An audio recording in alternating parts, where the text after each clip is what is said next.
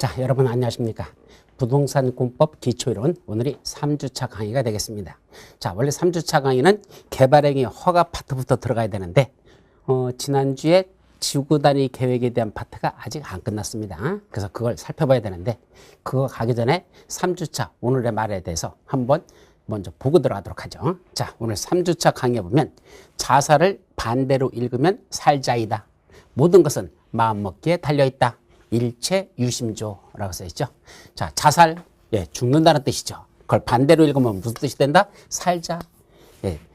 세상을 참 견디기 힘들다. 에라 죽어버리자. 자살입니다. 근데 그걸 다시 돌이켜서 뒤를 돌아다 보면 뭐가 아니다? 절망만 있는 건 아니란 얘기입니다. 희망이 보인다는 얘기죠. 그래도 다시 맘먹고 살자라고 합니다. 저도 30대 중반에 자살을 생각을 한 적도 있었습니다. 저기 원주에 가면 치악산이라고 했죠. 그 중턱에 올라가다 보면 상당히 높은 벼락이 있어요. 그 벼락 끝에 앉아가지고 신발 벗어놓고 그 끝에 앉아가지고 2시간 동안 앉아가지고 돌멩이 조그만 거 갖고 톡 던져보니까 통통통통 떨어지는 그 돌멩이를 바라보면서 아마 한없이 한 2시간 울은 것 같습니다. 그러다 다시 모지 목숨 끊지 못하고 다시 신발 신고 다시 내려와서 지금까지 살아있는 이런 인생이 있습니다. 그 당시 정말 세상을 이건 살기 싫다라는 생각이 들어서 뭐 그런 경우도 있었습니다. 뭐 자세한 얘기는 여러분한테 말씀드릴 건 아니지만 어쨌든 저도 30대 중반에 이 세상에 대해서 정말 더 이상 갈 길이 없구나라는 생각이 들어서 자살할 마음을 먹은 적이 있었죠. 그러나 돌이켜서 다시 보니까 살자라는 희망이 보이더라는 얘기입니다. 그래서 지금까지 이렇게 살아오고 있습니다. 모든 것은 무엇에 달려있다? 마음먹기에 달려있다. 이게 일체 모든 건 오직 마음이 좋아에 따른다. 내 마음을 그걸 어떻게 생각하냐에 따라서 그게 자살이 될 수도 있고 살자도 될 수 있더라. 그래서 모든 건 내 마음에서 일어나는 거니까 내 마음을 잘 다스려서 하여튼 희망을 가지고 살아가는 방향 이걸 찾아서 가자. 여러분도 공부하시면서 상당히 힘든 과정이 있을 겁니다. 또 인생을 살아오면서 여러 가지를 겪었겠죠. 그런 과정 속에서 여기까지 왔습니다. 이왕 여기까지 온 거 일단 뒤질 땐 뒤지더라도 뭐부터 하자? 시험은 붙어놓고 하자. 지금 이거 공부하면서 붙으려고 하는 거 아닙니까? 합격이라는 건 해놓고 그 다음에 돌이켜보자는 얘기입니다. 그래서 지금은 딴 거 생각하지 말자. 우리 열심히 최선을 다해서 하여튼 합격을 향해서 나가도록 그렇게 합니다. 자, 오늘 말씀은 여기서 마치도록 하죠. 자, 그럼 여러분들 교재는 108페이지, 기본서험 108페이지로 가고 우리 그림 공법은 여기 기본 강의 3주차 대기 바로 전 페이지, 요 한 페이지만 나와 있습니다. 근데 사실은 요거 한 페이지로 끝날 내용은 아니에요. 조금 더 들여다 봐야 됩니다. 지구단위 계획은 우리 40문제 중에서 항상 한 문제 이상은 꼭 출제되기 때문에 여러분들이 공부하셔야 되고 또 대단히 중요한 파트입니다. 근데 우리 현재 기본과에서는 간단하게 되겠지만 이거보다 조금 더 강의를 하도록 합니다. 그럼 지금 어디까지 우리가 왔는지 오늘 국토위계 및 응에 관한 법률이 원래 다 끝나는 날인데 여기까지 온 게 어디까지 왔는지 한번 살펴보도록 합니다. 지금 보고 있는 이 법률은 무슨 법률이죠? 국토의 계획 및 이용에 관한 법률. 지금까지 또 2주 동안 하고 3주째 돌았는데 아직도 법률의 제목을 못 외우고 계신 분 그런 분 안 계시겠죠? 다시 한번 법률의 제목이 뭐다? 국토의 계획 및 이용에 관한 법률이라고 돼 있죠. 우리나라 국토에다가 뭐부터 하고 계획부터 수립해놓고 그 계획에 맞춰 국토를 뭐하자? 이용하거나 개발하거나 또는 포전하자. 이러한 내용을 다루고 있으면 이걸 국토의 계획 및 이용에 관한 법률이라 합니다. 그럼 제일 먼저 계획을 수립하라 그랬습니다. 그럼 행정청들이 수립하는 계획을 행정계획이라고 하는데 그런 행정계획 중에 제일 먼저 우리가 봤던 게 무슨 계획이죠? 바로 광역도시계획이라는 걸 살펴봤었습니다. 이때 광역이란 넓은 지역이라는 뜻을 갖고 이때 넓다는 건 하나의 관할구역이 아니라 적어도 2 이상의 관할구역에 걸쳐서 수립하는 계획일 때 그것이 광역계획이 되는 것이고 그 광역도시계획은 지금 당장 2 이상의 관할구역에 우리 그림상에서는 서울특별시하고 부천시하고 인천광역시 이렇게 3개의 관할구역에 걸쳐서 지금 당장 거기다 광역도로를 만들거나 그러자는 게 아니고 앞으로 이런 식으로 했으면 좋겠다는 희망사항을 미리 계획으로 수립하는 거 이걸 무슨 얘기를 한다? 광역도시계획. 따라서 광역도시계획은 하나의 관할구역이 아니라 적어도 2 이상의 관역이 돼요. 지금 뭘 하자는 게 아니라 장기 발전 방향을 제시한다. 앞으로 이렇게 했으면 좋겠다는 희망상을 계획으로 수립한 거. 이때 2 이상의 관역에 걸쳐서 광역도시계획을 수립하는데 그 광역도시계획을 수립하는 대상 지역을 뭐라 부른다? 광역계획권이란다. 따라서 먼저 광역계획을 지정해 놓고 그 안에서 광역도시계획을 수립한다. 결국 광역도시계획을 크게 구분해 보면 광역계획권 지정에 관한 내용, 광역도시계획 수립에 관한 내용 이렇게 두 가지로 구분되죠. 자, 이제 광역도시계획 수립됐으면 적어도 하나의 관할구역이 아니라 둘 이상의 관할구역에 걸쳐서 지금 당장 뭘 하겠다는 게 아니라 장차 이런 도로를 만들었으면 좋겠다라는 이런 계획이 바로 광역도시계획이고, 이런 광역도시를 수립하기 위한 대상 지역을 지정하는 걸 요걸 뭐라 부른다? 광역계획권의 지정이라 이랬었죠. 자, 그러면 이제 둘 이상이 아니라 이제는 보자. 각각의 관할구역마다 여기는 인천광역시, 여기는 부천시, 여기는 서울특별시 각각의 관할구역마다 지금 당장 자기 관할구역을 이렇게 하겠다는 계획이 아니고 앞으로 자기 관할구역을 이런 식으로 발전시키면 좋겠다는 기본적인 공간구조와 장기발전 방향을 제시하는 종합계획이 수립되는데, 그런 계획을 무슨 계획을 한다? 도시군 기본계획이라. 그래서 두 번째가 이제 도시군 기본계획은 원칙적으로 자기 관할구역에서 수립하는데, 요 계획도 지금 당장 여기 중에 서울특별시만 끄집어내서 이 중에 바로 요 서울특별시만 끄집어내서 우리 서울특별시를 앞으로 어떻게 발전했으면 좋겠다는 이 희망사항만 수립하는 게 도시군 기본계획이죠. 근데 광역도시계획과 도시군 기본계획은 둘 다 장차 이렇게 했으면 좋겠다는 희망사항, 즉 장기 발전 방향을 제시하는 계획이지 정말로 이렇게 하겠다는 구체적인 실천 계획은 아직 아니거든요. 따라서 이렇게 했으면 좋겠다는 희망사항만 있다고 해서 그 세상이 좋아지는 건 아니잖아요. 그럼 정말로 그렇게 하겠다는 희망사항을 실천하는 구체적인 계획이 필요한데, 그런 구체적인 계획을 다시 무슨 계획을 한다? 도시군 관리 계획을 한다. 이게 사실적으로 제일 중요한 계획이다 그랬었죠. 그래놓고 이러한 도시군 관리 계획은 다시 뭐로 나눠진다 그랬죠? 우리 즉 도시군 관리 계획을 수립하는 건 아무거나 도시군 관리 계획으로 수립하지 않습니다. 물론 광역도시계획도 포함되는 내용이 있고 도시군 기본계획도 포함시켜야 될 내용들이 쭉 있겠죠. 마찬가지로 도시군 관리계획도 이러이러한 사항이 포함돼야 된다라고 했는데, 그거 머리자 맡아서 뭐라고 했었습니까? 용용, 계도, 시수, 기, 도정, 지, 입 해가지고 요 6가지만 도시군 관리계획으로 수립하는 내용이다. 용용, 계도, 시수, 기, 도정, 지, 입 이런 걸 도시군 관리로 수립하죠. 그 중에 첫 번째가 뭐랬죠? 용도 지역. 두 번째가 용도 지구. 계도시수 마지막 입까지를 끌어올려서 계도시수 입에서 계를 도시에서 수입한다. 이걸 뭐라 부르죠? 용도 구역이라고 했었죠. 따라서 용도 지역, 용도 지구, 용도 구역, 지역 지구 구역, 지역 지구 구역 이렇게 오셔야 돼요. 요 용도 지역, 용도 지구, 용도 구역 이런 것들을 어디다가 지정하거나 지정된 용도 지역 등을 다른 용도 지역 등으로 변경하려면 무슨 절차로 알아? 도시군 관리계획 수립 절차에 의해서 여기는 제1종 일반 주거지역이야 라고 도시군 관리계획을 결정하시면 되고, 여기는 시가와 도정구역이야 라고 도시군 관리계획으로 결정하시면 된다. 그런 건 전부 다 도시군 관리계획으로 결정하시면 된다 이랬었죠. 자, 그럼 제일 먼저 용도지역, 용도지구, 용도구역이라는 걸 지정하라 그랬습니다. 이거 한마디로 용도구역이라고 말씀드렸고, 이런 것들을 먼저 지정합니다. 그럼 전 국토에다가 제일 먼저 할 일이 뭐라고 했죠? 국토에다가 크게 여기는 무슨 지역? 도시지역, 여기는 도시지역, 이쪽은 관리지역, 이쪽으로는 관리지역, 이쪽으로는 농림지역, 이런 쪽은 자연환경보전지역. 여하튼 크게 보면 도관농자 이런 게 용도지역이라 그랬었습니다. 물론 다시 도시지역과 관리지역은 더 세분화된다 그랬었죠. 그래서 용도지역의 종류는 총 몇 가지로 나눠진다? 21가지로 용도지역을 세분화시킨다 그랬습니다. 그럼 용도지역은 왜 지정한다 했습니까?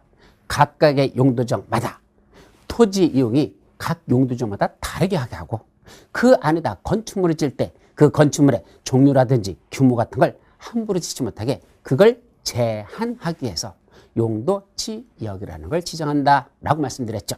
즉 각각의 용도지역마다 21가지 용도지역마다 건축할 수 있는 건축물의 종류들이 다 다르고요.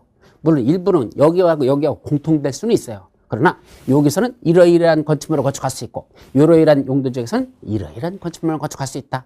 그때 건축물을 짓는 건폐율도 몇 % 이하로만 줘야 되고 용적률도 몇 % 이하로 줘야 되고 경우에 따라서는 층수도 몇 층이야만 자라라는 이러한 제한이 가해지는 게 바로 한마디로 용도지역 안에서의 행위제한이라고 했었고, 그런 용도지역마다 그런 건축제한, 건폐율제한, 용적률 제한하는 행위제한이 따라붙는다 그랬었죠. 그럼 그렇게 용도지역만 갖고 국토를 관리하려고 했더니 국토 관리가 제대로 되더냐? 물론 되죠. 근데 부족하다는 얘기입니다. 그래서 다시 그 용도지역에서 제한하고 있는 것들, 그건 아까 했던 행위제한을 다시 더 강화 또는 완화 제한하기 위해요. 그 용도지역 위에다가 부분적으로 다시 뭘 지정한단다? 이거 다 부분적으로 용도지구라는 걸 지정한단다. 그래서 용도지구, 특취계 방방 포복경고라고 법률에서 9가지 용도지구를 규정하고 있다 그랬죠. 특별히 취급할 개가 방방 뜨면 포복을 경고한다. 기억납니까? 자, 그런 9가지가 있고 그 중에 또 5가지는 시행령에서 세분화시켜서 나눠지고 있습니다. 자, 그런 용도지구라는 걸 어디다 정한다? 용도지역 위에다가 그 용도지역에서 제한하는 걸 더 강화 제한할 수도 있고 또는 완화 제한하기 위한 용도지구라는 걸 정하죠. 그럼 용도지구 지정 갖고도 국토가 관리되더냐? 부족해서 하나 더 만들자. 그게 만들어진 게 뭐다? 용도구역이라 그랬었죠. 그래서 개발제한구역, 도시자연공원구역, 시가와조정구역, 수산자원 보구역, 마지막 입지규제 최소구역. 참 바람하기 참 힘들어, 그죠? 자꾸 반복해서 뭐 해야 돼? 외우셔야 돼요. 아이고, 무슨 놈의 종류가 이렇게 많습니까? 교수님, 시작부터 저 미치겠습니다. 맞습니다. 미칩니다. 외울 거 되게 많아요. 근데 하셔야 됩니다. 이거 안 하면 다음에 진도 나가는데 이런 말들이 막 튀어나오기 때문에, 알고 있는 걸 전제라고 용어들이 막 나오기 때문에 그다음부터는 진도를 따라갈 수가 없습니다. 그러니까 초기에 왕창 외워야 될 것들이 공법에 상당히 많습니다. 그래도 외워 두셔야 됩니다. 다 나중에 실무에 나가서 피가 되고 살이 되는 진짜 중요한 내용들이니까 공부하셔야 됩니다. 자, 힘들어도 외우시죠. 하여튼 용도구역은 몇 가지가 있다? 개를 도시에서 수입한다. 개, 도시, 수입 5가지가 있단다. 이건 왜 지정하죠? 용도지역과 용도지구에서의 제한을, 용도지역과 용도지구에서의 제한을 또 더 강화 또는 완화하기 위해서 어디다 지정한다? 용도지역과 용도지구 위에다가 용도구역이라는 걸 또 지정하는 겁니다. 자, 이렇게 전 국토를 먼저 용도지역으로 지정해놓고 그 위에다 용도지구로 지정하고 다시 그 위에다 용도구역을 지정해서 여러분들 맘대로 국토를 함부로 이용하거나 개발하지 못하도록 각 용도지역, 용도지구, 용도구역의 특성에 맞도록만 거기서 행위 제한하는 대로만 맞도록 건축물을 건축하고 개발 행위를 하라, 이런 뜻입니다. 함부로 하지 말라는 얘기입니다. 그럼 먼저 이렇게 만들어 놓고 이제 이 안에다 뭐 하죠? 개발행위 들어가자 이겁니다. 이제 개발하자는 얘기죠. 그럼 제일 먼저 개발할 게 뭘까? 아파트 짓는 걸까? 우리 아파트 한번 지으려고 생각해 보십시오. 아파트 짓는 게 먼저입니까? 아니거든요. 아파트를 지으려면 아파트 지으려고 하는 그 장소까지 뭐부터 내야 됩니까? 뭐부터? 도로부터 내야 되겠죠? 그렇죠? 예, 도로가 먼저 들어가야 사람들이 차 타고 들어갈 수 있는 길이 만들어져야 거기 덤프트럭도 공사하면서 차로다가 흙 같은 거 실어 놔줄 수 있겠죠? 도로부터 만들 겁니다. 도로만 만들면 됩니까? 안 되죠. 뭐 넣어야 됩니까? 전기시설, 가스시설, 통신시설, 지역난방시설, 상하수시설 이런 각종 기반시설과 관련된 내용들이 들어가야 됩니다. 그죠? 어젯밤인가 저기 고양시 있는 데서 무슨 역 있는 데서 또 뭐 온수도 그죠? 그 지역 난방공사 했던 그 땅속에 매설한 그게 터져가지고 또 참 무슨 이런 나라에서 살아야 되나 할 만큼 정말 좀 자괴감을 느낍니다. 거기 돌아가신 분, 그 100도씨에 끓는 물을 갖다가 차에 뒤집어 써가지고 돌아가실 때 얼마나 힘들었겠습니까? 그런 거 보면 이게 나라냐 하는 생각이 또 옛날에 또 그랬는데 지금도 뭐 바뀐 게 뭐가 있나 할 만큼 이게 또 나라냐 하는 생각이 들 만큼 참 어제도 보면서 마음이 참 안타까웠는데 어쨌든 그런 땅속에다 전기시설, 가스시설, 통신시설, 지역난방시설, 상하수시설 이런 것들이 들어가야 되겠죠. 이런 걸 한마디로 무슨 시설이죠? 바로 기반시설이라 한다 그랬었습니다. 바로 먼저 개발행위를 하기 위해서는 저런 용도지역, 용도지구, 용도구역을 지정해 놓고 거기다가 도로 만들고 여기다 이렇게 도로 만들고 여기다 공원 조성하고 여기다 학교 짓고 이런 각종 기반시설을 설치해야 됩니다. 그래서 세 번째로 나오는 게 기반시설의 설치, 정비, 개량이라는 걸 하고 싶으면 그런 여기다 이러이러한 기반시설을 설치하겠다고 무슨 계획을? 도시군 관리계획으로 결정고시 해놓고 여기도 이러이러한 기반시설을 설치하겠다고 도시군 관리계획으로 결정고시 하라 이겁니다. 즉 어디다 기반시설을 설치하고 싶으면 원칙적으로 미리 도시군 관리구를 결정해서 그렇게 하겠다고 도시군을 결정해서 하라. 이게 원칙이죠. 자, 이게 바로 기반시설 설치와 관련된 겁니다. 그러면 그런 도로 만들고 공원 조성하고 학교 짓는 거는요, 그냥 부분적인 사업이에요. 여기 도로 만들고 공원 조성하고 학교 짓는 거. 이거 말고 크게 더 넓혀서 큰 공공사업을 시행하자. 그 공공사업에서 첫 번째 신도시를 만드는 것. 한마디로 도시개발사업. 신도시 만드는 거. 그 다음에 재개발, 재건축 같은 걸 정비사업이라고 했었죠. 그러면 신도시 만드는 도시개발사업과 다시 재개발, 재건축은 정비사업 같은 걸 또 하고 싶으면 여기가 장차 무슨 신도시를 만들려고 하는 그러한 지역이고 여기다가 이렇게 하겠다라는 제일 먼저 무슨 게 도시군 관리계획부터 수립합니다. 여기를 신도시 만들겠다는 무슨 계획이 수립된다? 도시군 관리계획이 수립되는 겁니다. 아까 기반시설 설치하겠다고, 도로 만들겠다고, 공원 조성하겠다고, 학교 짓겠다고 도시군 관리계획이 결정고시 되듯이 여기는 신도시를 만들려고 하는 지역입니다. 라고 일단은 도시군 관리계획부터 결정고시합니다. 또 어느 지역인가 노후불량화된 건축물이 밀집돼 있어서 여기는 부시고 새로 도시 기능을 회복하기 위한 개발 사업을 해야 되겠다. 이걸 한마디로 정비사업이라고 하고 그런 재개발, 재건축 같은 정비사업을 하고 싶으면 거기다가 먼저 그런 정비사업을 하겠다는 도시군 관리 계획부터 수립해둡니다. 자, 그럼 그렇게 계획이 수립되고 나서 그다음에 뭐 해야 되죠? 도시개발사업 시행해야 되겠죠. 정비사업 시행해야 되겠죠. 그럼 도시개발사업을 시행하는 절차는 어떻게 이루어질까? 기대하시라. 다음 주에 수업에 들어갑니다. 그건 다음에. 자, 이때 도시개발 사업을 하려면 먼저 도시개발구역이라는 걸 지정해 놓고 그 안에서 사업시행자 지정되면 사업시행자가 실시계획을 작성해서 인가받고 고시하고 그 다음에 수용 방식으로 사업은 이렇게 하고 환지 방식으로 하는 건 저렇게 한다. 그 수용 방식과 환지 방식에 따라서 사업을 시행하면 됩니다. 그 사업을 시행하는 절차도 원래는 여기 국토위계 및 이용에 관한 법률에서 도시개발 사업을 시행하는 절차도 원래는 봐야 되는데 그 절차에 관해서는 너무 내용이 많아가지고 이 국토위 계획 및 이용에 관한 법률에서는 규정하지 않고 있습니다. 그럼 그건 어디 있느냐? 그건 어디 있느냐? 바로 여러분들 두 번째 시험 범위에 들어가는 도시개발법이라고 했었죠. 바로 그 도시개발법에서 도시개발 사업의 시행 절차는 거기서 다루고 있습니다. 그럼 국토위 계획 및 이용에 관한 법률에서는 어디까지만 규정할 건가?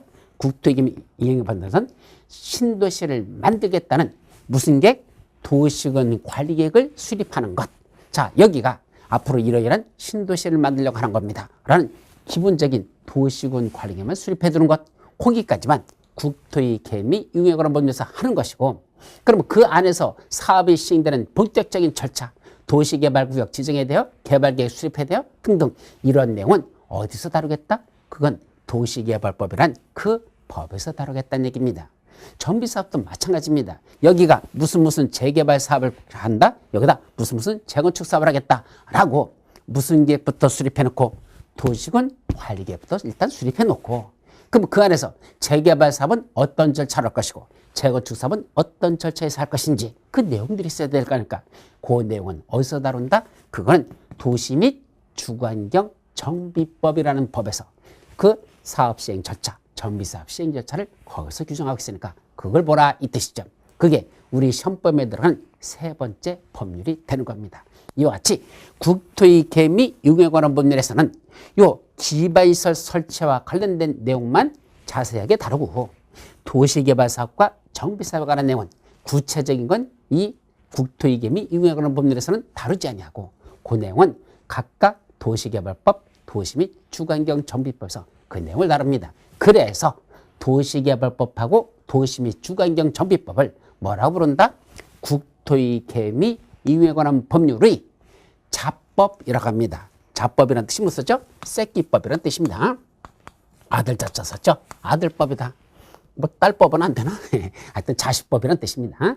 따라서 국토위 계획 및 이용에 관한 법률에서 원래는 다뤄야 되는데 너무 내용이 많으니까 따로 법률을 만들어가지고 그 법이 바로 도시개발법, 도시 및 주거환경 정비법이기 때문에 그건 국토위 계획 및 이용에 관한 법률의 자법, 새끼법으로서의 성격을 갖는다. 이렇게 정의합니다.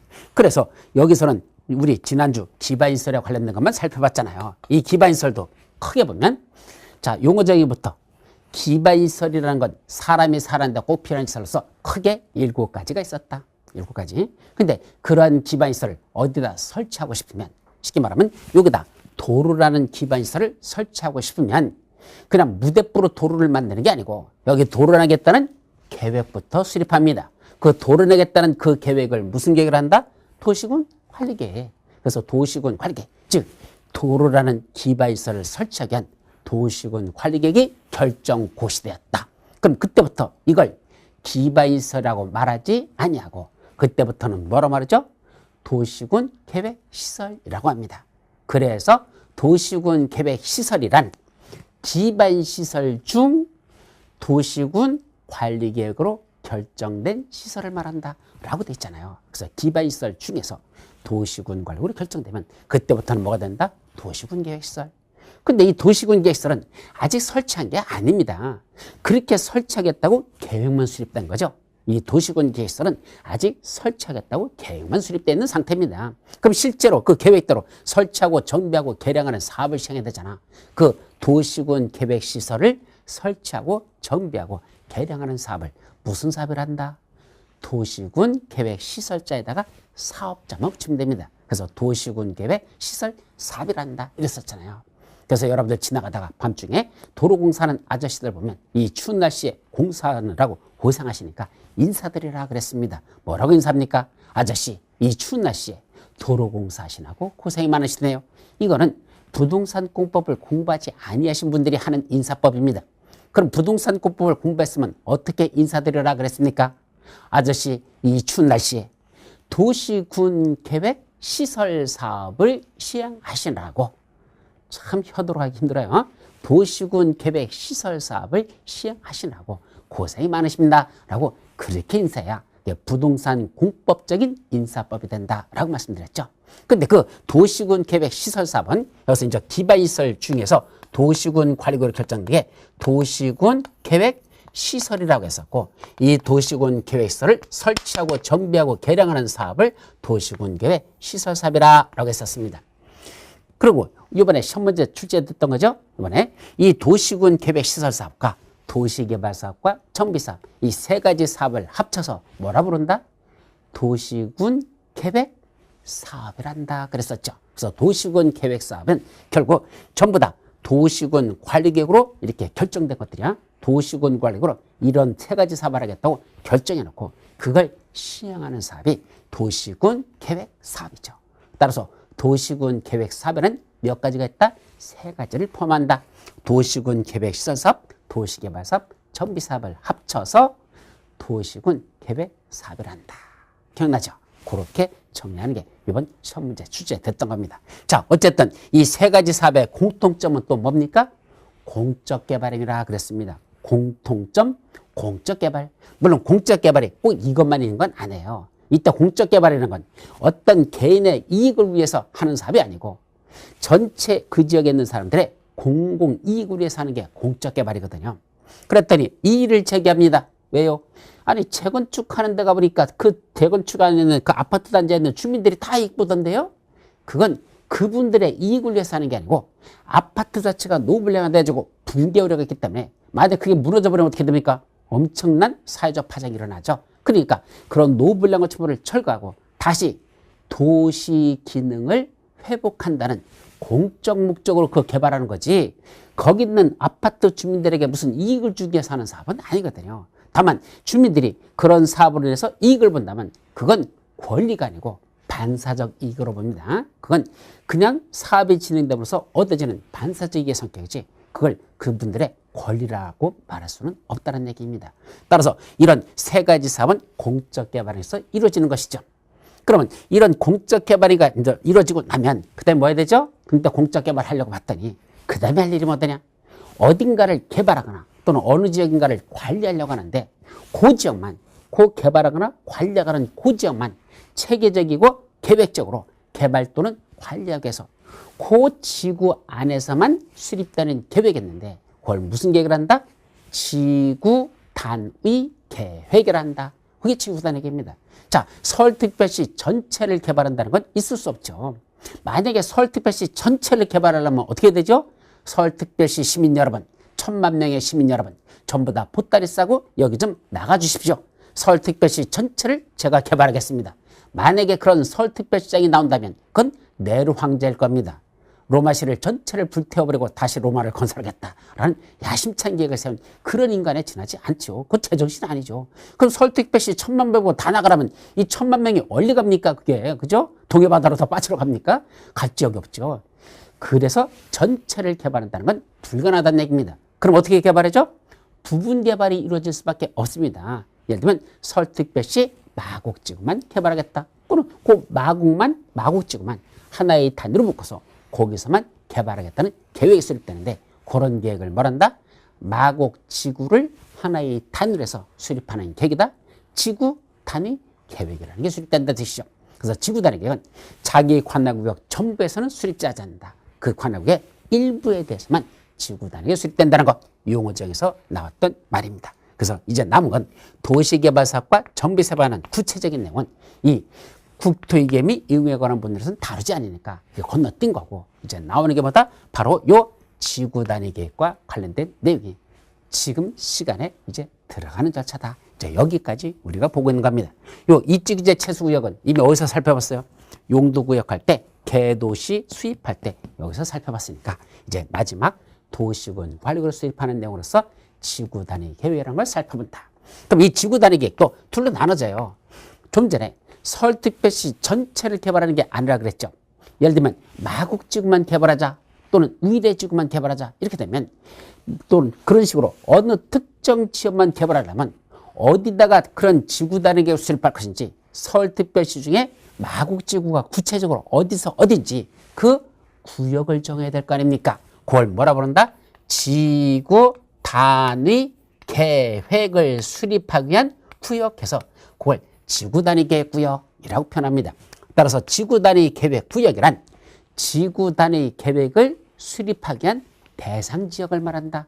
여기서 여기까지가 지구 단위 계획이라는 걸 수립할 구역이다. 이게 지구 단위 계획 구역이죠. 이걸 먼저 뭐 해놓고 지정해 놓고 그 안에서 뭐 한다? 바로 지구 단위 계획이라는 걸 뭐 한다? 수립한다. 그래서 이것도 지구 단위 계획 안에서도 우리 아까 광역도시계획도 광역계획권을 먼저 지정해 놓고 그 안에서 광역도시가 수립한다 그랬었죠? 광역계획권 지정, 광역도시계 수립. 마찬가지로 지구단위 계획도 먼저 지구단위 계획 구역을 지정해 놓고 그 안에서 지구단위 계획을 수립합니다. 여기 입자도 마찬가지였죠. 입지규제 최소구역이라는 걸 먼저 지정해 놓고 그 안에서 입지규제 최소구역 계획이라는 걸 수립한다라고 했었어요. 자, 그걸 같은 논리로 보시면 됩니다. 그럼 지금부터 이제 지구 단위 계획 구역 지정에 관한 거, 지구 단위 계획 수립에 관한 거, 그 중에 가장 중요한 내용들만 먼저 오늘 살펴보도록 하자 이런 얘기죠. 자, 여기까지 108페이지로 이제 넘어갑니다. 거기 보니까 지구 단위 계획이란 하고 개념적인 나오죠. 지구 단위 계획이란 어디서 수립하는데? 도시군 계획 수립 대상 지역. 그럼 도시군 계획 수립 대상 지역이란 뭘 말하죠?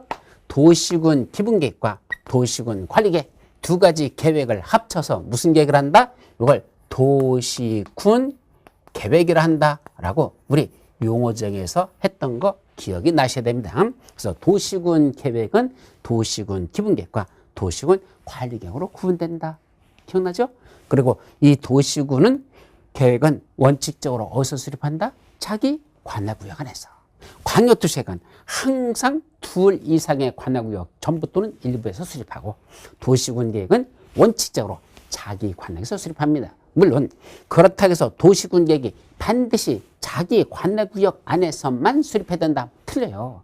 옆에 있는 인접한 관할구역도 포함시킬 수는 있다. 그래서 원칙은 자기 관할에서 수립하는 게 도시군 계획인데 경우에 따라서는 인접한 관할의 전부 일부도 포함시킬 수는 있습니다. 그래서 이 도시군 계획은 원칙적으로는 자기관에서 수립하는데 이 도시군 계획 수립 대상 지역 이게 서울특별시가 하나의 도시군 계획 수립 대상 지역 요거에 어디에서 일부 여기가 마곡지구 여기 일부 여기에서만 한다. 여기 문정지구 문정지구에서만 하자. 이런 식으로 마곡지구 문정지구 이런 식으로는 지구 단위 계획이라는 게 수립되는 겁니다. 따라서 도시군 계획 수립 대상 지역의 어디에서 일부에 대하여 여기 일부잖아요. 그죠? 도시군계 수립 대상 지역은 자기 관할 구역이고 서울특별시 전체를 말하고 그중에 마곡지구, 문정지구는 일부입니다. 요 일부에 대해요 란 말이 중요하다 그랬죠? 거기서 뭔데? 이 일부에 대해요 토지 이용을 합리하고 그 기능을 진실시키며 미관을 개선하고 양호한 환경을 확보하며 그 지역을 체계적 계획적으로 관리하기 위해 수립하는 도시군 관리계획을 따라서 지구 단위 계획도 무슨 계획 일종이다? 도시군 관리계획의 일종입니다. 도시군 관리계획으로 수립하는 겁니다. 지구 단위 계획을 수립하는 절차는 무슨 절차에 의한다? 도시군 관리계획 수립 절차와 같다는 얘기입니다. 도시군 관리계획을 하는 거니까 거기까지가 용어정의예요. 두 번째, 지구 단위 계획 구역을 지정하자 그랬더니 첫 번째, 임의적 지정 대상 지역이라고 합니다. 그래서 지구 단위 계획 구역을 지정하는 건 첫째, 임의적 지정 대상 지역이라는 건 지정할 수 있다 이 말입니다. 이러이러한 지역에다가 임의적으로 지정 대상 지역이란 바로 지구 단위 계획 구역으로 지정할 수 있는 지역들, 이게 임의적. 필수적인 건 무슨 말이죠? 또는 필수적, 다른 교수님들은 의무적 이런 말도 써요. 그 말은 반드시 이러이러한 지역은 지구 단위 계획 구역으로 지정해야 한다. 그런 것은 필수적 지정 대상 지역이 됩니다. 그 중에 임의적이라는 건 다음과 같은 이러이러한 지역을 지구 단위 계획 구역으로 지정할 수 있다라 이 말입니다. 근데 그 지정권자가 누구일까라는 것도 한번 짚고 넘어가 보시죠. 108페이지 기본세 보시면 임의적 지정 대상 지역 바로 밑에 누구라고 됐습니까? 국토교통부 장관, 시도지사 또는 시장 군수가 들어있습니다. 그럼 결국 국토교통부 장관, 시도사, 시장 군수가 지구 단위 계획 구역을 지정하는 지정권자가 되네. 왜 이 사람들일까라는 의문을 제기되죠. 자, 그러면 원래 도시군 관리계획을 수립하는 건 무슨 절차로 나눠진다 그랬죠? 이거 입안 절차와 결정 절차로 나눠집니다. 근데 이런 지구 단위 계획을 수립하거나 또는 지구 단위 계획 구역을 지정하는 거 둘 다 뭐라 하죠? 도시군 관리구로 하게 됐습니다. 다시 말하면 요 지자 뭐죠? 지구 단위 계획 구역의 지정 또는 변경에 관한 계획과 지구 단위 계획이라고 돼 있잖아요. 따라서 지구 단위 계획 구역을 어디다 지정하거나 또는 변경하는 거 또는 요 지구 단위 계획을 수립하는 거 요거는 무슨 계획을 한다? 도시군 관리계획을 한다 그랬으니까 이것도 이런 계획을 수립하기 위한 도시군 관리계획 입안 절차와 무슨 절차로 나눠진다? 결정 절차로 나눠질 것이다. 여기 입안 절차와 결정 절차로 나눠집니다. 도시군 관리계획 수립 절차는 입안 절차, 결정 절차 둘로 나눠진다고 기억납니까? 그랬잖아요. 그러면 이때 실질적으로 이런 구역을 지정하거나 계획을 수립하는 자가 누구일까? 도시군 관리계획 결정권자가 결국은 구역을 지정하는 지정권자이면서 여기서 계획을 수립하는 수립권자가 됩니다. 왜냐하면 이반권자는 초안만 작성하는 자라 그랬죠. 확정 짓는 자가 누구다? 그 도시군 관리를 결정 고시한 자가 결국 이런 용도지역 등을 지정하고 또 이러이러한 계획을 수립하는 자가 되는 겁니다. 그럼 이때 결정권자가 누구냐 그랬었잖아요. 원칙은 누구였었죠? 도시군 관리계획 결정권자 원래는 시도지사이고 다만 대도시에서는 대도시 시장이 한다 그랬었습니다. 그럼 서울에서는 서울특별시장이 결정권자입니다. 인천은 인천광역시장입니다. 경기도 수원시에서는 원래는 경기도니까 도지사, 경기도 도의사가 결정권자가 되는데 수원시는 무슨 시에 들어간다? 인구가 50만 명 이상 되는 대도시니까 그때는 경기도 도의사가 결정권자가 아니라고 그때는 수원시장이 그때는 대도시장이 자기가 결정권자가 된다 이 말이죠. 그래서 원칙은 시도의사인데 대도시에서는 대도시장이 결정권자다 이 소리입니다. 근데 요 지구단위계에 관해서만은 지구단위계 구역 지정, 지구단위계에 관해서만은 따로 어디에서 시장 군수가 자기가 입안해서 뭐 하려고 지구단위계 구역을 지정 변경하나 지구단위계획을 수립 변경하기 위한 계획을 누가 입안했다? 시장 군수가 입안한 경우에는 그 도시군 관리계획은 누가 결정한다? 시장 군수가 결정권자다라는 게 요거 예외 있었잖아요. 그래서 시장 군수가 결정하는 것도 그 중에 하나가 지구단위 계획구역의 지정 변경, 지구단위 수립 변경. 시장 군수가 입안한 지구단위 계획 구역의 지정 변경 또는 지구단위 계획 수립 변경은 누가 결정한다? 시장 군수가 결정권자다라고 돼 있었어요. 바로 요 내용이에요. 그러다 보니까 이 사람들이 결국은 하고 예외적으로 누가 있었습니까? 국장도 있었잖아요. 국장, 국토교통부장이 직접 도시군을 결정했었죠. 물론 해양수산부 장관도 있었는데 이거는 해양수산부장관은 어디 가죠? 요거 수산자원 보구역만 해양수산부장이 결정하니까 이 지구 단위 계획과는 관계가 없으니까 빠져버려. 그럼 결국 국장이 나간 겁니다. 그럼 이걸 다시 정리해보자는 얘기죠. 요자들이 사실은 지구 단위 계획구역을 지정하거나 지구 단위를 수립 변경하는 결정권자들이 되는 건데 요걸 다시 높은 자부터 다시 쓰라는 얘기입니다. 그럼 제일 높은 자가 누구죠? 국토교통장관 국장. 그 다음에 누굽니까? 시도지사. 시도사. 그 다음에 잘 보세요. 시도사. 그래 놓고 요거 대도시장하고 여기 시장군수하고 이렇게 나올 때 이 대도시장도 뭐죠? 시장군수 할 때 시장하고 속에 포함됩니다. 왜냐하면 시장군수 할 때 시장은 둘로 나눠지죠. 첫째 50만 명 이상 되는 시의 시장은 대도시장이 되고 50만 명 미만의 시장은 그냥 대도시가 아닌 시장 이러잖아. 합쳐서 시장이라고 표현합니다. 도지사 밑에 있는 시장군수 중에서 시장은 대도시장과 대도시가 아닌 시장으로 구분되죠.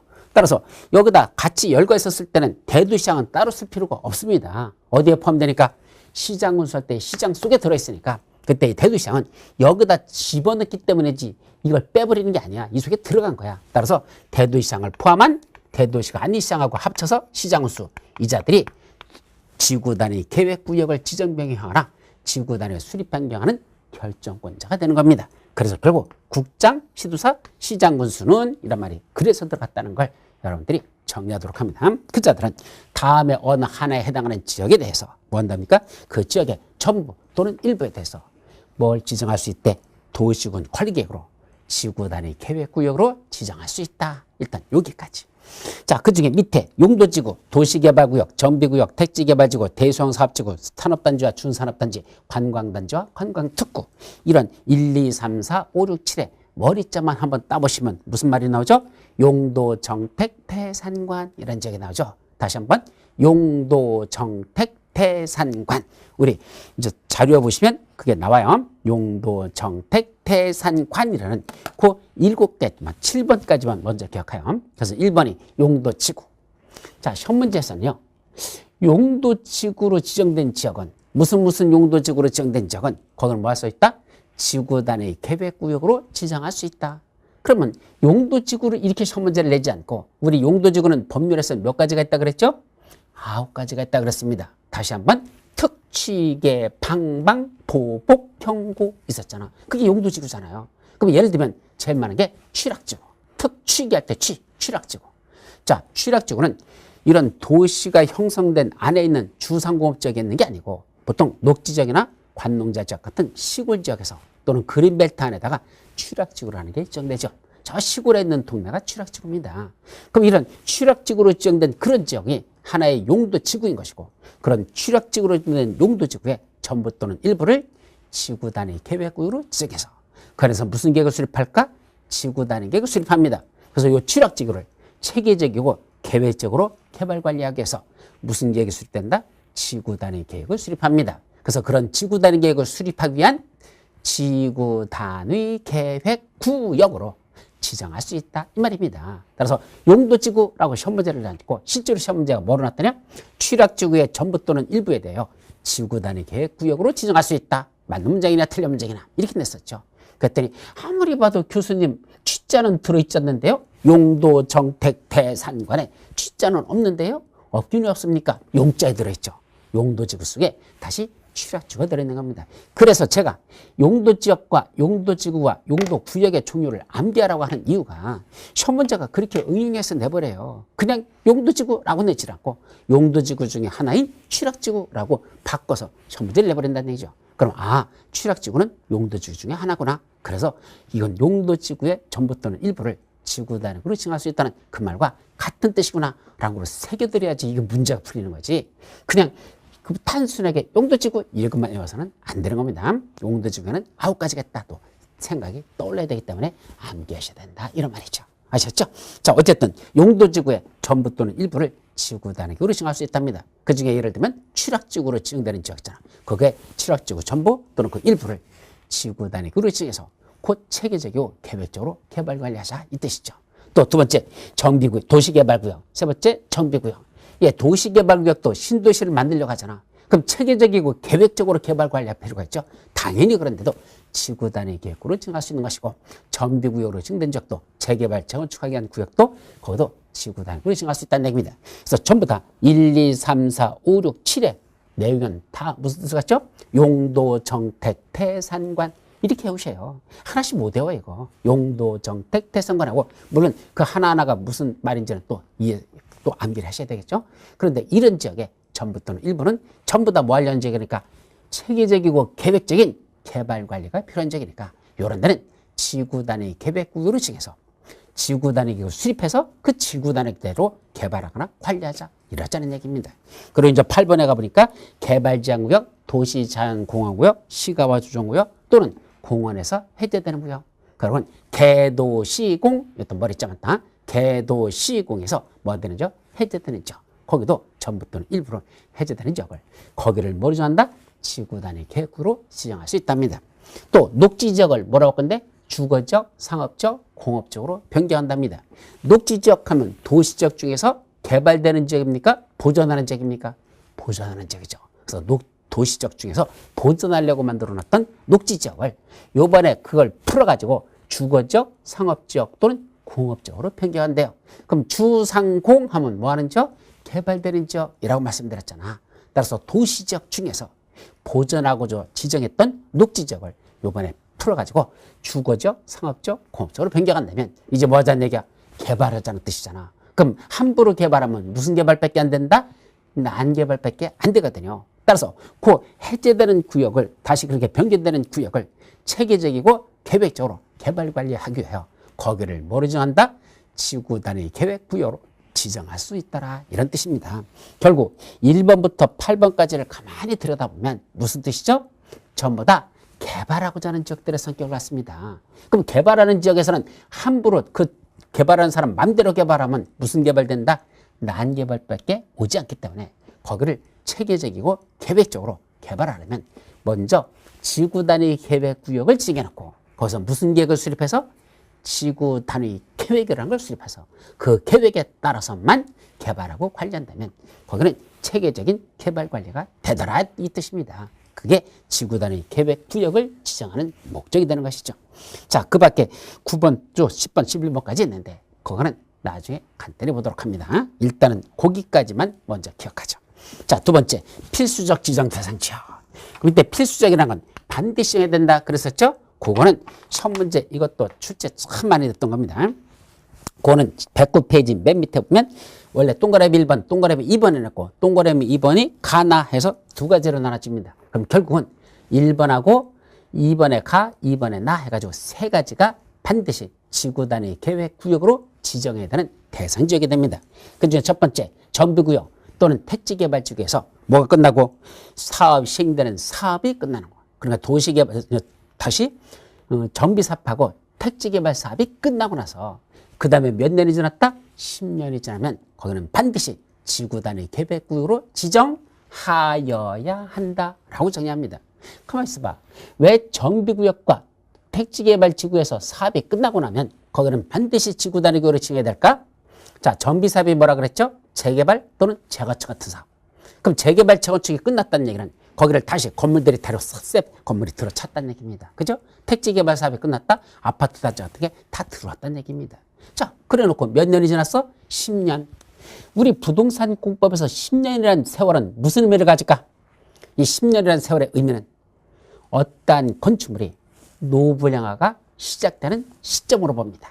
10년이라는 세월은 우리 공법에서는 노후불량화가 시작되는 시점으로 본다 이 뜻입니다. 따라서 건축물들에게 다 쳐놓고 다 개발이 끝나고 나서 그래 놓고 10년이 지나면 이제 그 건축물이 뭐 된다? 노후불량화가 시작된다는 얘기입니다. 문제가 있는 지역이 된다. 그렇기 때문에 여기를 다시 체계적이고 계획적인 개발 관리가 필요하기 때문에 그 다음에는 뭘 수립해야 된다?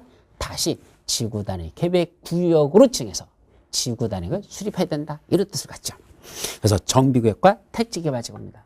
근데 가만히 보니까 도시개발구역은 왜 빠졌느냐? 정비구역하고 비슷한 도시개발구역이었잖아. 차이가 뭐죠? 여러분들, 도시개발구역은 도시를 개발하기 위한 구역인데 이 도시개발은요, 엄격하게 말하면 건축물을 짓는 게 아니고 건축물을 지을 수 있는 대주정사업과 관련된 게 도시개발사업이고 재개발청 건축 같은 정비사업은 노블랑 건축물을 때려부시고 건축물을 새로 짓는 것, 이것이 포커스가 맞춰져 있습니다. 다시 말하면 원칙적으로 도시개발사업은 대지조성 사업입니다. 즉 종전에 있던 땅을 깔아뭉개가지고 새로 건축물을 지을 수 있는 땅을 만드는 것, 그래서 땅을 만들어서 그것까지만 만들어주는 게 원칙이에요. 물론 건물도 줘주는 경우도 있지만 그건 예외고, 원칙은 토지만 조성해서 건물 지을 수 있는 상태까지만 만들어주고 그 안에다 건물은 네가 져라 이렇게 해주는 거, 이게 도시개발사업이고, 반면에 정비사업은 아예 건축물까지 다 줘주는 거, 이게 원칙이라는 얘기입니다. 물론 도시개발사업도 건축물까지 줘주는 거 있어요. 그럼 원칙은 택지 조성하는 거, 대지 조성하는 것까지만이 도시개발사업이기 때문에, 도시개발사업이 끝나고 10년이 지났다고 해서 땅이 썩어 들어가는 건 아니잖아. 땅이 10년 지났다고 문제가 생깁니까? 그러니까 그건 거기는 지구단위적으로 지정해야 한다라는 건 없습니다. 그런데 도시개발사업에는 정비사업하고 택지개발사업이 끝나고 나면 그 안에서는 10년이 지나면 반드시 지구단위적으로 지정해야 되죠. 그래서 정택이라는 말을 주시면 됩니다. 정비구역과 택지구역, 정택이 10년 이렇게 정리해요. 자, 그 다음에 시가와 주정구역 또는 공원에서 해제되는 구역. 좀 전에 지구단위적으로 지정할 수 있는 8번에 가보면 무슨 지역이죠? 개도시공에서 해제되는 구역, 개발제한구역, 도시제한공원구역, 시가와 주정구역, 공원에서 해제되는 구역 8번에 있었죠. 그럼 개발 제한구역 같은 데는 개발하게 하는 지역입니까? 못하게 하는 지역입니까? 못하게 하는 지역이죠. 다시 말하면 개도시공의 공통점은 개발하지 못하게 하는 지역이더라. 그 지역을 뭐 한단다? 해체한단다. 그럼 해제하면 뭐 하자는 얘기야? 개발자는 뜻이잖아. 개발지역에 해제됐다? 땅값 몇 배가 올라버립니다. 그 이유는 개발할 수 있는 희망을 가지니까 땅값이 오르는 거죠. 그런 식으로 개도시공에서 해제되는 구역은 개발이 필요한데, 그렇다고 토지주들 보고 니들 맘대로 개발하라 하면 또 무슨 개발이 된다? 난개발이 되니까 그걸 방지하기 위하여 거기다가 해제되는 구역을 지구단위 계획구역으로 지정할 수 있다라고 했었습니다. 근데 그 중에 특히 시공이, 즉 시가와 조정구역하고 공원이라는 개도시공 중에 세 번째, 네 번째 거, 시가와 조정구역, 공원에서 해제되는 구역은 거기는 반드시 지구단위 계획구역으로 지정해야 되는 경우가 있습니다. 어떤 경우에? 면적이 30만 제곱미터 이상 해제될 때, 즉 무슨 지역이 시가와 주정구역과 공원으로 지정됐던 지역이 이번에 해제가 되는데 그 면적이 얼마나 해제된다? 무려 30만 제곱미터 이상 된다면 그때부터는 그 해제되는 그 구역은 반드시 지구단위 계획구역으로 지정해야 되죠. 또 아까 녹지지역을 뭐로 바꾼다고 했죠? 녹주상공, 녹지지역을 주거지역, 상업지역 또는 공업지역으로 변경한답니다. 그러면 녹지지역은 도시지역 중에서 보전하는 지역이고 나머지 주거지역, 상업지역, 공업지역은 개발하는 지역이라고 했죠. 결국 보전하고자 하는 녹지지역을 이번에 개발하고자 하는 주상공업지역으로 변경한다면 그때도 개발도 함부로 개발하면 난개발이 되니까 그걸 방지하기 위해서 거기를 지구단위 계획으로 지정할 수 있다라고 했었죠. 근데 그 변경되는 지역을 지구단위 계획으로 지정할 수 있다는 게 아니라 지정하려 하는 경우가 있더라. 어떤 경우에? 해제되는 면적이 30만 제곱미터 이상 될 때만, 즉 녹지지역을 주거지역, 상업지역, 공업지역으로 이번에 변경했는데 그 면적이 무려 30만 제곱미터 이상 되면 변경된다면 그런 지역은 이제 지구단위 계획 구역으로 지정할 수 있다가 아니라 그러면 반드시 지구단위 계획으로 지정해야 한다 하셨죠? 그것이 핵심 포인트가 되는 겁니다. 그래서 애우는 방법에 대해서는 우리 다시 교재 보시면 거기 있죠? 그럼 왜 기본서에 관한 애우는 방법을 안 써놓고 왜 따로 여기만 써놨습니까? 라고 묻는 분들이 있어. 이 기본서는요, 제가 썼지만 그렇다고 다른 교수님들이 강의하는 건 저하고 강의하는 게 똑같아 볼 수는 없죠. 따라서 기본서는 원칙이 법조문에 있는 걸 그대로 쓰는 걸 원칙으로 합니다. 약간 조금 바꾼 건 있어. 그러나 가급적이면 기본서는 법조문에 있는 걸 그대로 쓰고 교수님들이 강의할 때는 그걸 본인들 취향에 맞도록 어떻게 풀어서 강의할지는 교수님들한테 맡겨야 되지, 제가 이렇게 애우라고 했던 방법을 다른 교수님한테 강요할 수는 없잖아요. 그러니까 저는 기본서는 그렇게 쓰고, 그 다음에 요거는 제가 암기하는 방법을 따로 썼기 때문에 순서, 말도 약간 순서대로 바꾸고 애우는 방법을 그런 식으로 정리하기 때문에 암기는 이 그림 공법으로 애우는 게 맞습니다. 그래서 거기 애우는 방법 보니까 뭐라 됐죠? 첫째, 임의적, 즉 지정할 수 있는 지역들, 지구단위를 지정할 수 있는 지역은 용도, 정택, 태상관이라고 썼고, 그 다음에 주상공, 그러니까 개도시공에서 해제되는 거예요. 그 다음에 녹지지역을 주상공으로 변경되는 지역들, 이런 지역은 지구 단위 계획구로 칭할 수 있죠. 그 중에 정택이 10년, 시공이 30만 이란 말이 나오죠. 그래서 정택이, 거기죠? 정택이는 공인중개사 시험을 몇 년? 10년 만에 합격했답니다. 참 고생 많이 하셨습니다. 그죠? 예, 정택이가 공인중개사 시험 공부했는데 몇 년 만에 합격했대? 10년. 그래서 정택이 10년 이렇게 오는 겁니다. 그래서 10년 동안 공부해서 합격했는데 문제는 시공에는 정택이를 말하더니 참 한심하기도 하고 참 답답하기도 하죠. 이런 놈은 공인중개사 시험이 무슨 사법고시인가, 그죠? 행정고시인가, 무슨 이거 10년씩이나 걸리냐? 야, 이씨, 나는 차라리 10년 걸려 사느니, 뭐자? 그냥 30만 원 주고 사자. 예, 뭐라고? 시험을 산대요. 뭐, 그게 가능한지 모르겠는데. 하여튼, 시공이는 뭐 한답니까? 그때는 30만 원 주고 샀다. 그래서 정택이 10년, 시공이 30만. 이렇게 암기하시면 될 것이고.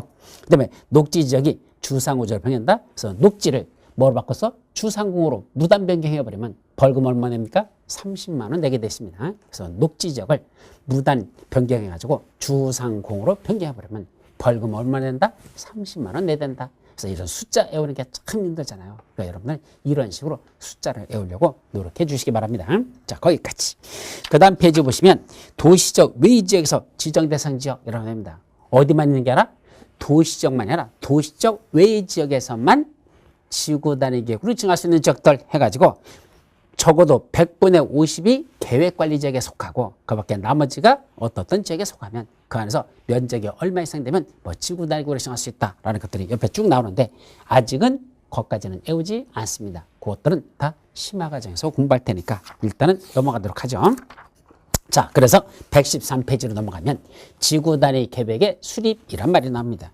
이제 지구 단위 계획 구역을 지정했으니까 그 지구 단위 계획 구역 안에서 무슨 계획을 수립한다? 지구 단위 계획을 수립하는 겁니다. 다시 말하면 지구 단위 계획 구역을 지정하는 게 목적이 아니에요. 지구 단위 계획 구역은 왜 지정한다? 지구 단위를 수립하려고 요 구역 안에다가 지구 단위를 수립하자. 그래서 지구 단위 계획 구역을 지정한 겁니다. 그러니까 진짜 핵심은 지구 단위 계획이 되는 것이고 그 지구 단위 계획 내용에 따라서 그 지역에서는 개발해야 되지 지구 단위 계획과 다르게 개발하는 건 안 된다. 그래서 지구 단위 계획이 중요한 겁니다. 그럼 지구 단위 계획은 어떤 내용이 들어갈까? 그 박스 속에 1, 2, 3, 4, 5, 6, 7, 8하고 쭉 들어가 있죠. 그 중에 2번하고 4번 그거는 지구 단위 계획 반드시 포함시켜야 되는 게 원칙입니다. 그래서 지구 단위 계획 반드시 포함시켜야 되는 원칙 두 가지 2번, 4번. 2번은 뭐죠? 바로 기반시설이 배치와 규모. 아까 우리 기반시설이 뭐라 그랬죠? 사람이 사는데 꼭 필요한 거 도로, 공원, 학교 이런 게 기반시설이잖아. 그거 배치와 규모가 하는 거야. 지구 단위에 반드시 포함된답니다. 왜 그러죠? 아까 제가 아파트를 지으려고 한다. 개발행위죠. 그럼 제일 먼저 뭐부터 만든다? 반드시 기반시설부터 먼저 만들어야 됩니다. 아파트를 만드는데 도로가 없다? 상하수도가 들어가지 않는다? 그러면 그 아파트 입주민들 어떻게 삽니까? 물도 나오지 않는 데서. 도로도 없는데 차는 어떻게 끌고 다니고. 말이 안 되죠. 따라서 어디를 개발하자 하면 제일 먼저 들어가는 게 뭐다? 기반시설이 들어가거든요. 따라서 지구 단위 계획은 주로 뭐 하는 데서 수립한다 그랬죠? 지구 단위가 어디서 수립한다 그랬어? 주로 개발되는 지역. 그 개발되는 지역이니까 반드시 필연적으로 기반시설의 배치하기는 반드시 들어간다. 그게 첫 번째고요. 4번에 보면 건축물의 용도 제한, 건축물의 건폐율, 용적률 및 건축물의 높이의 채관도 또는 최저도에 관한 사항들. 그걸 용, 건, 용, 높이 이렇게 하고요. 용도 제한, 용, 건폐율의 건, 용적률의 용, 높이의 최관도 또는 최저한도 했으니까 높이, 높이, 높이 이렇게 하죠. 용건, 용, 높이. 이걸 용건, 용, 높이 이렇게 하고 요거는 반드시 지구 단위에 포함시켜야 되는 거다. 가끔 시험 문제 거기 5번에 나오는 건축물의 배치, 형태, 색채 또는 건축선에 관한 사항 건축물의 배치, 형태, 색채 또는 건축선에 관한 거 머리점마다 배형색건이라고 하는데 이 배형색건은 반드시 포함시키는 게 아니고 지구 단위에 포함시킬 수 있다로 끝나는 겁니다. 반드시 포함시키는 건 아니죠. 그것도 바로 5번에 그런 건 반드시 포함시키는 건 아니다. 근데 포함시켜야 한다라고 시험 문제 낸 적이 있었습니다. 자, 그리고 2번 지구 단위 계획 구역에서의 건축 등이란 법 제54조 보시면 지구 단위 계획 구역에서 건축물을 건축 또는 용도 변경하거나 공작물을 설치하려면 어떻게 하랍니까? 그 지구 단위 계획에 맞게 하여야 한다. 당연하죠. 지구 단위 계획에 수립되면 지구 단위 계획 구역에서는 그 지구 단위에 맞게 건축물 건축, 용도 변경 공점을 설치해야 된다. 당연한 얘기입니다. 다만 지구단위계 아직 수립되지 않았으면 수립 안 됐으면 지구단위계 맞게 할 수 없죠. 이런 건 안 써놔도 되는 소리야. 당연한 소리니까. 자, 그 밑에 지구단위계 수립 기준 항상 말씀드리죠. 기준 누가 정한다? 국토교통부장이 정한다. 그렇게만 기억하시면 됩니다. 이거 시도의사가 정한다 해서 여러 번 틀린 적이 있었습니다. 근데 지구단위 계획 구역을 지정해 놓고 그 안에서 무슨 계획을 수립한다? 지구단위 계획을 수립하는데 원래 그 지구단위 계획 구역으로 지정된 그 지역에 용도지역, 용도지구 또는 용도구역 같은 게 지정돼 있을 수 있어요. 그럼 그 안에서는 원래는 어떻게 돼? 그 해당 용도지역에 건축제한, 건폐율제한, 용적률제한 있었잖아. 각각의 용도지역마다 건축제한, 건폐율제한, 용적률제한 있었잖아요. 그런 제한을 무슨 계획으로? 그 지구단위 계획 구역 안에서는 지구단위 계획으로 더 뭐 할 수 있다? 완화 적용해 줄 수 있다라는 얘기입니다. 그래서 지구단위를 수립하면서 원래 여기는 용도지역상 예를 들면 자연녹지지역이었는데 이 자연녹지에서의 건폐율은 원래는 20%밖에 안 되지만 이런 경우는 20%나 30%까지 해줄게. 이런 식으로 일부 그 안에서의 제한을 완화시켜주는 이걸 뭐로 한단다? 지구단위 계획으로 할 수 있다라. 이게 또 중요한 겁니다. 그래서 최근에 시험 문제는 요 완화 적용하는 게 매년 집중적으로 한 문제가 여기서 나오고 있는 경향이 있다라는 걸 말씀드리죠.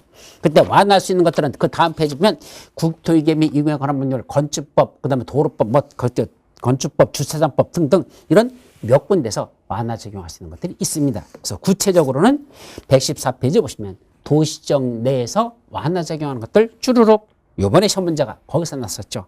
그중에 시험 문제 났던 건 115페이지 맨 밑에 동그라미 5번 높이 제한을 완화하는 거.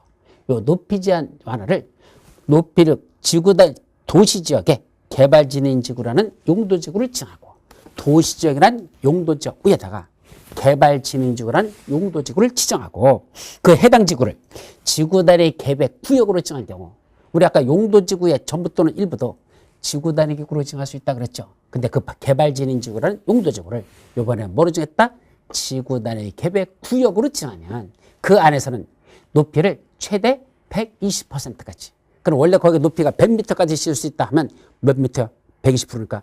그럼 100m 하나 120m까지 칠 수 있도록 20m를 더 높게 칠 수 있도록 이렇게 완화시켜 줄 수 있는 것들. 이것이 높이 제한의 완화인데 이건 어디서 가능하다?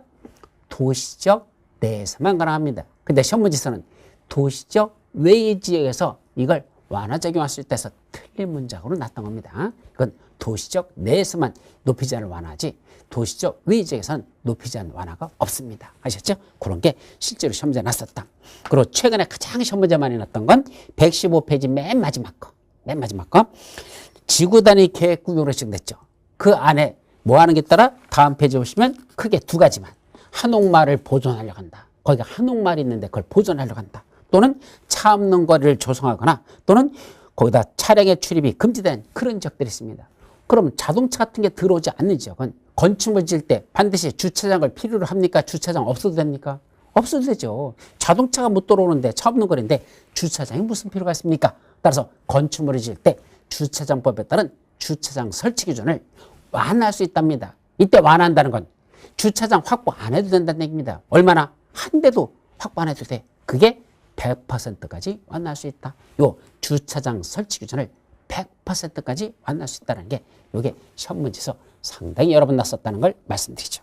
그리고 그 밑에 도시적 외의 지역에서도 지구단위 계획으로 완화시킬 수 있는 얘기인데 그때 건폐율은 최대 150%까지 용적률은 최대 200%까지 완화시킬 수 있다는 거. 건폐율은 150%, 용적률은 200%까지 완화할 수 있어요. 그런 게 지구단위로 완화할 수 있는 것들이다. 또 건축 제한의 완화라고 돼 있죠. 그것도 이번에 시험 문제 났던 건데 그건 나 지금 암기하기는 벅차요. 나중에 다시 정리하도록 합니다. 이제 마지막 맨 밑에 이제 지구단위 계획구역을 지정한 목적은 왜 지구단위 계획구역을 지정했다 그랬죠? 지구단위 계획을 수립하기 위해서 지구단위 계획구역을 지정한다고 했습니다. 그럼 지구단위 계획구역을 먼저 지정해놓고 지구단위를 수립하라 이겁니다. 근데 지구단위 계획구역만 지정해놓고 상당한 기간이 지나도 지구단위가 수립되지 않아요. 그럼 그 안에 있는 사람들은 개발하기 못하고 기다리고 있어야 돼요. 구역을 지정하면요. 원칙적으로는 개발 못하게 개발하기를 제한할 수 있습니다. 그럼 개발도 못하게 내버려 놓고 그냥 묶어놓고 몇 년씩 지나버리면 토지주들은 개발도 못하고 열받겠죠. 따라서 너무 오래 거기다 묶어두지 말랍니다. 그래서 어떻게 만들었더냐? 지구 단위 계획 구역을 지정하는 도시군 관리계획이 결정고시 된 날로부터, 예, 지구 단위 구역 지정하는 도시군 관리 결정고시 됐죠? 그로부터 몇 년?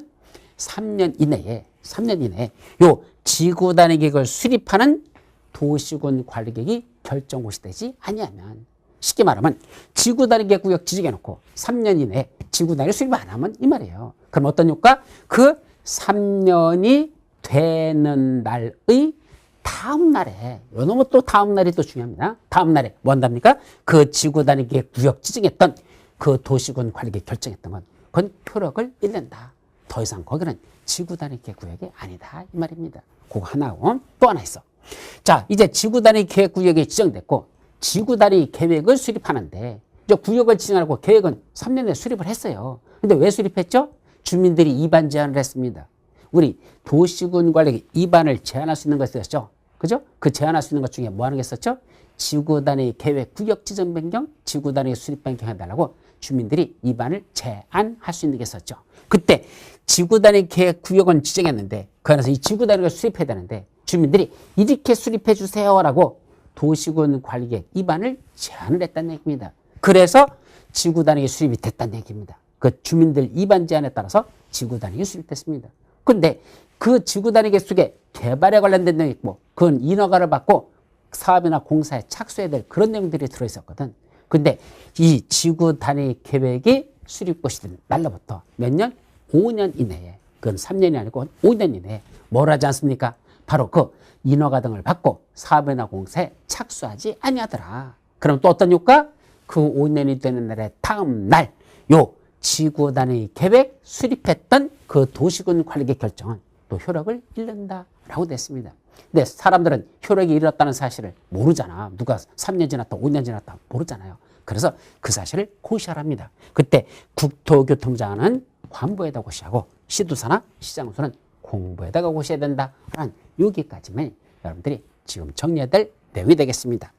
자, 그럼 이번 시간에 여러분들이 공부했던 걸 우리 한번 마지막 복습하면서 마무리하도록 하죠.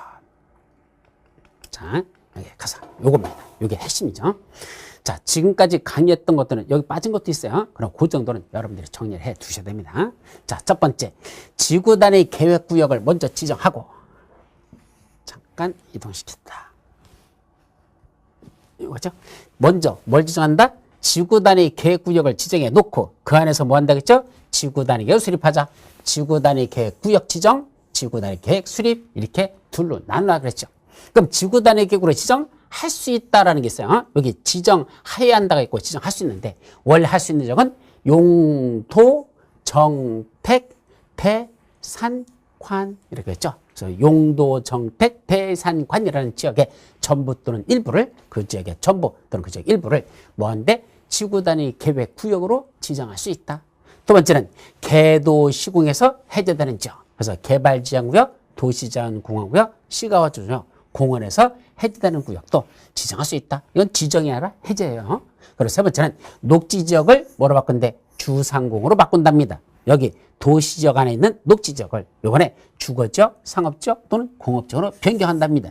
그런 지역은 지구 단위 계획 구역으로 지정해야 되죠. 근데 그 중에 특히 무슨 지역? 정택이 정비구역, 택지개발지역으로 지정되고 나서 사업이 다 끝났답니다. 사업이 끝난 거야. 구역이 지정이 되고서 끝난 게 아니라 사업이 다 끝나고 나서 몇 년이 지났다? 10년이 지난 지역은 반드시 지구 단위 계획구로 지정하여야 하고, 두 번째는 개도시공 중에서 시가와 조정구역, 공원에서 해제되는데 그 면적이 얼마다? 30만 제곱미터 이상 해제된다면 그 지역도 반드시 지구 단위 계획구로 지정해야 됩니다. 그래서 뭐라고 했죠? 정택이는 10년.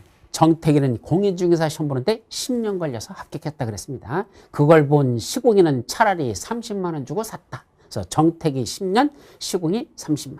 이렇게 외우라 그랬죠. 그리고 녹지지역을 주상구로 변경하는데 그때도 면적이 30만 제곱미터 이상 변경된다면 그런 데는 반드시 지구 단위 계획 구역으로 지정하여야 합니다.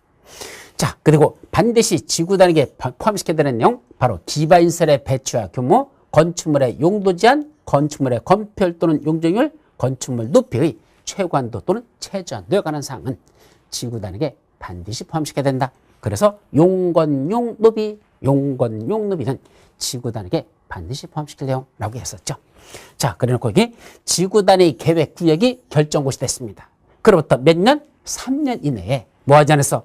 지구 단위 계획이 결정고시 되지 않으면, 지구 단위 계획을 수립하는 도시군 관리기 결정고시 되지 않냐면, 그때는 어떤 효과? 그 3년이 되는 날의 다음 날, 그 지구 단위 계획 구역 지정에 관한 도시군 관리계획 결정은 효력을 잃는다. 지구 단위 계획 구역은 지정의 효력을 잃어버립니다. 또 하나, 주민들이 이반을 제안해서 지구 단위 계획이 결정고시 됐습니다. 그로부터 몇 년? 5년 이내에 뭐 하지 않았다?